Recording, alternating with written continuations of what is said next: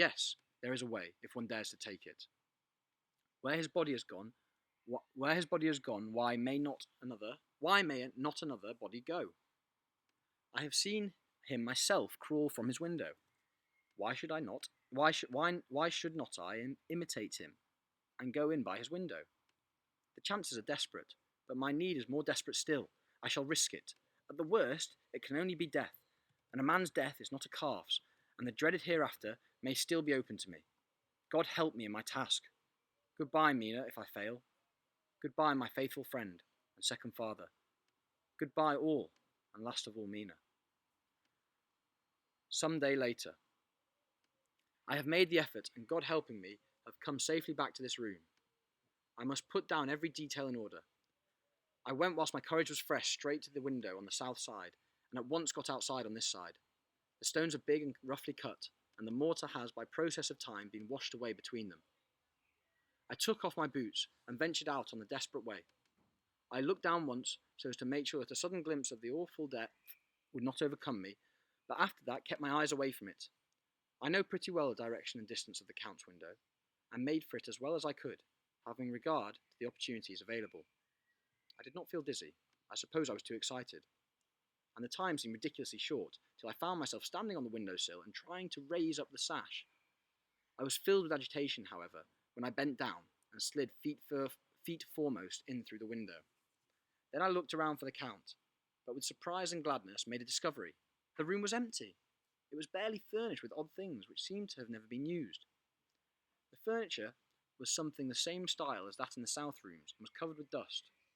I looked for the key, but it was not in the lock, and I could not find it anywhere. The only thing I found was a great heap of gold in one corner, gold of all kinds, Roman and British and Austrian and Hungarian and Greek and Turkish money, covered with a film of dust as though it had lain long in the ground.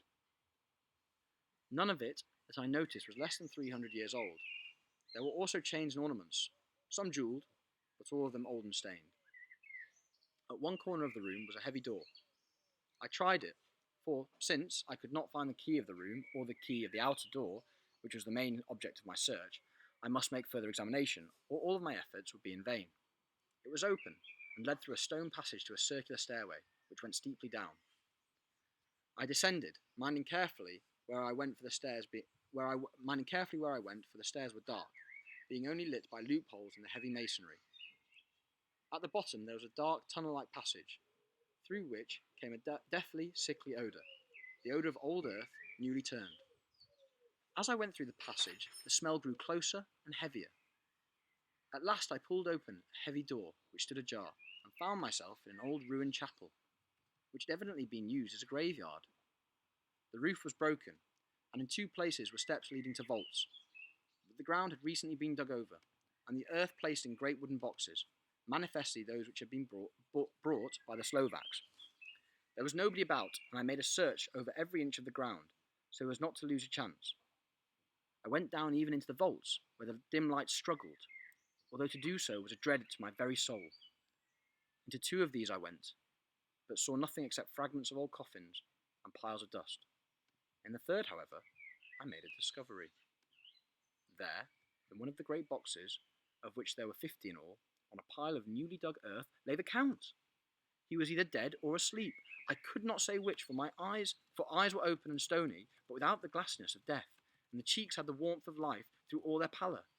The lips were as red as ever, but there was no sign of movement, no pulse, no breath, no beating of the heart.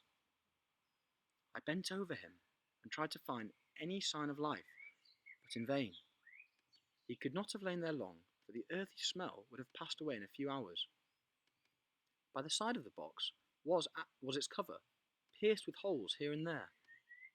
I thought he might have the keys on him, but when I went to search I saw the dead eyes, and in them, dead though they were, such a look of hate, though unconscious of me or my presence, that I fled from the place, and, leaving the Count's room by the window, crawled again up the castle wall. Regaining my room, I threw myself panting upon the bed and tried to think. 29th of June.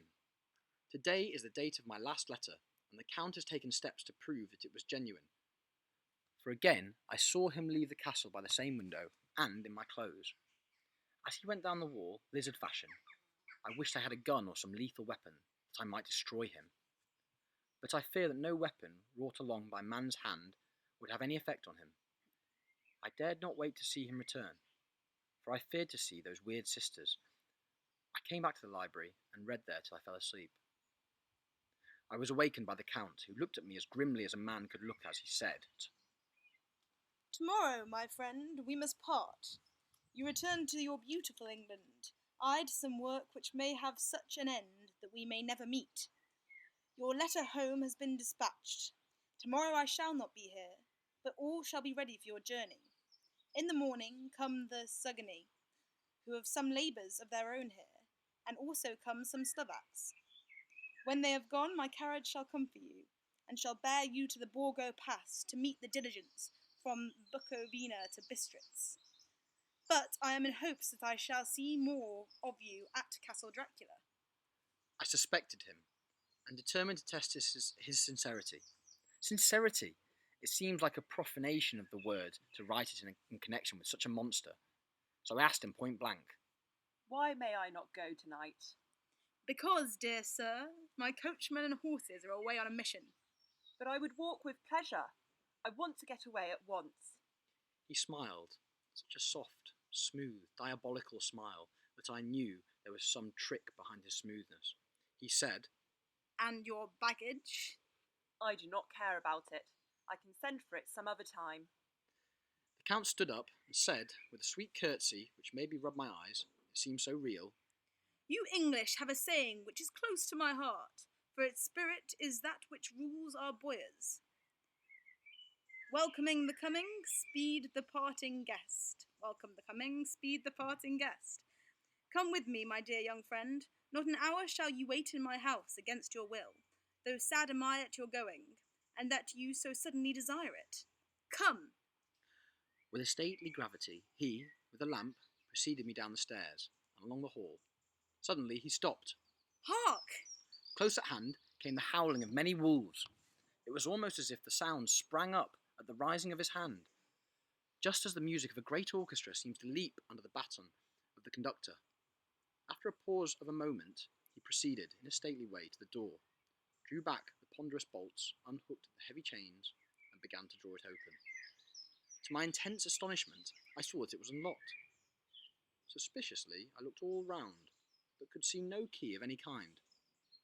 As the door began to open, the howling of the wolves without grew louder and angrier.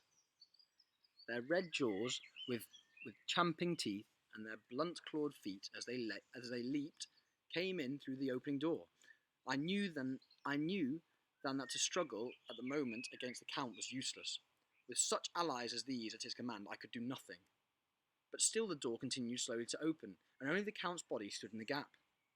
Suddenly it struck me that this might be the moment and means of my doom. I was to be given to the wolves, and at my own instigation. There was a diabolical wickedness in the idea great enough for the Count, and as the last chance, I cried out, "Shut the door. I shall wait till morning." and I covered my face with my hands to hide my tears of bitter disappointment. With one sweep of his powerful arm, the Count threw the door shut, and the great bolts clanged and echoed through the hall as they shot back into their places. In silence, we returned to the library, and after a minute or two, I went to my own room. The last I saw of Count Dracula was his kissing his hand to me, with a red light of triumph in his eyes, and with a smile that Judas and hell might be proud of. When I was in my room and about to lie down, I thought I heard a whispering at my door. I went to it softly and listened. Unless my ears deceived me, I heard the voice of the Count. "Back! Back to your own place. Your time is not yet come. Wait! Have patience. Tonight is mine. Tomorrow night is yours." There was a low, sweet ripple of laughter, and in a rage I threw open the door and saw without the three terrible women licking their lips. As I appeared, they all joined in a horrible laugh and ran away. I came back to my room and threw myself on my knees. It is then so near the end? Tomorrow. Tomorrow. Lord help me, and those to whom I am dear. 30th of June.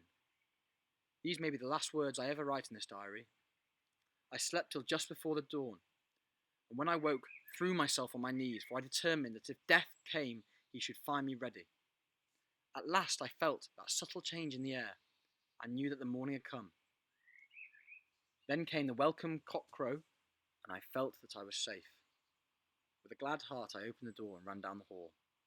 I had seen that the door was unlocked, and now escape was before me. With hand that trembled with eagerness, I unhooked the chains and threw back the massive bolts. But the door would not move. Despair seized me. I pulled and pulled at the door and shook it till, massive as it was, it rattled in its casement. I could see the bolts shot. It had been locked after I left the Count. Then a wild desire took me to obtain the key at any risk, and I determined then and there to scale the wall again and gain the Count's room. He might kill me, but death now seemed the happier choice of evils. Without a pause, I rushed up to the east window and scrambled down the wall, as before, into the Count's room. It was empty, but that was as I expected. I could not see a key anywhere, but the heap of gold remained. I went through the door in the corner, and down the winding stair, and along the dark passage to the old chapel. I knew now well enough where to find the monster I sought. The great box was in the same place, close against the wall, but the lid was laid on it, not fastened down, but with the nails ready in their places to be hammered home. I knew I must reach the body for the key, so I raised the lid and laid it back against the wall. And then I saw something which filled my very soul with horror.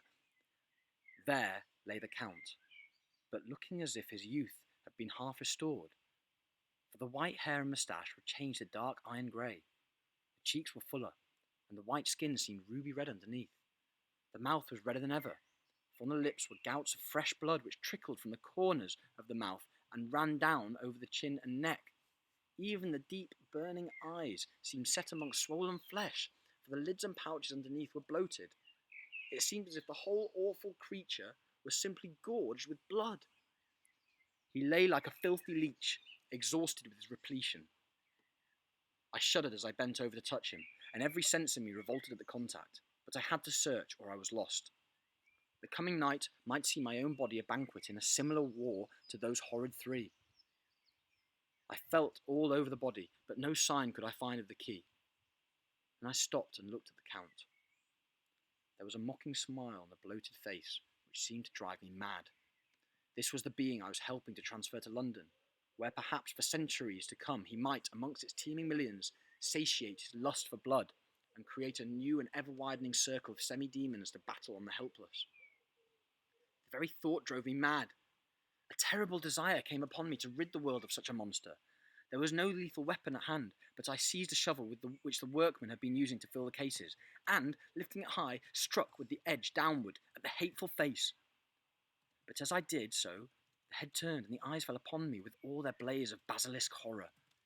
The sight seemed to paralyse me, and the shovel turned in my hand and glanced from the face, merely making a deep gash above the forehead.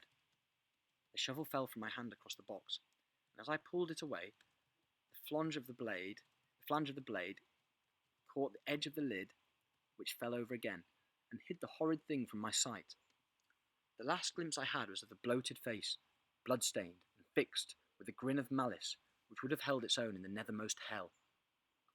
I thought and thought what should be my next move, but my brain seemed on fire, and I waited with a despairing feeling growing over me. As I waited, I heard in the distance a gypsy song, sung with merry voices coming closer, and through their song the rolling of heavy wheels and the cracking of whips. The Sigony and the Slovaks, of whom the Count had spoken, were coming.